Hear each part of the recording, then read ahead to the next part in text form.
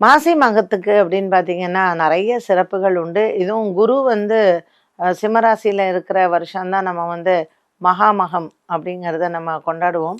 So இந்த வருடம் இந்த 2025ல குரு வந்து மிதனத்துக்கு வந்துடுவார். 2026 அவர் வந்து கடகத்தில் இருப்பார்.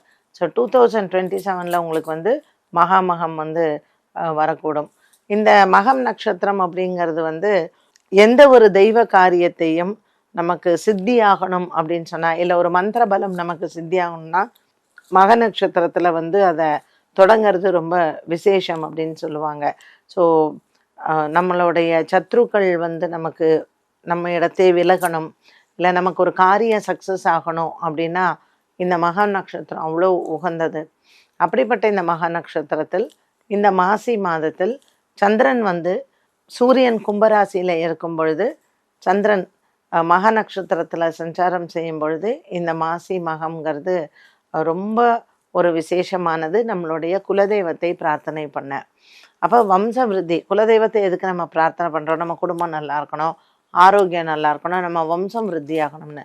ஸோ ஆண் குழந்தைகள் நம்மளுடைய வம்சத்தில் வளர வேண்டும் என்பதற்காக இந்த மாசி மகத்தில் நம்ம போய் கடலில் நீராடி இறைவனை வழிபாடு செய்தால் நம்மளுடைய புண்ணியங்கள் வந்து சேரும். அப்போ நம்ம பாவம் தீர்ந்து நமக்கு ஒரு வம்ச விருத்தி ஆகிறதுக்கும் இந்த கடலில் நீராடி அந்த தெய்வத்தை வழிபாடு செய்வது ரொம்ப நல்லது.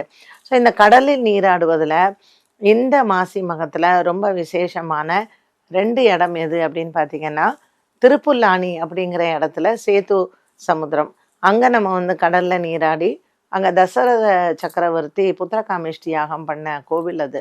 ஸோ திவ்ய தேசங்கள் அது ரொம்ப ரொம்ப விசேஷம். திருப்புல்லானி சென்று அங்கே தர்பசயனத்தில் இருக்கக்கூடிய ராமரை வந்து வணங்கலாம். ஏன்னா சமுத்திரராஜனுக்காக ராமர் வந்து அங்கே படுத்துன்னு இருக்கார் தர்பையில். அதே போல் இங்கே மகாபலிபுரத்தில் இருக்கக்கூடிய ஸ்தலசயன பெருமாள், இந்த ரெண்டுமே மாசி மகத்தில் ரொம்ப விசேஷமானது. இந்த வருடம் இந்த தகவலை நான் சொல்லியிருக்கேன். ஸோ போக முடியாதவங்க அடுத்த வருடம் இதை ஞாபகம் வச்சுட்டு கண்டிப்பாக போங்க. ஆண் வாரிசு வர்றதுக்கும் குடும்பத்தில் நல்ல சந்ததிகள் வருவதற்கும் நம்மளுடைய பித்ருக்களினுடைய சாபம் தீர்வதற்கும் மாசி மகம் ரொம்ப ரொம்ப உகந்த ஒரு நாள். ஜென்ரலாக வந்து நம்ம என்ன சொல்லுவோம், அமாவாசையில் போயிட்டு தர்ப்பணம் பண்ணி பித்ரு தோஷம்லாம் தீரணும் அப்படின்னு சொல்லுவோம் இல்லையா? பௌர்ணமிலையும் அதை செய்யலாம். அதை மாசி மகத்தில் செய்தால் ரொம்ப விசேஷம்.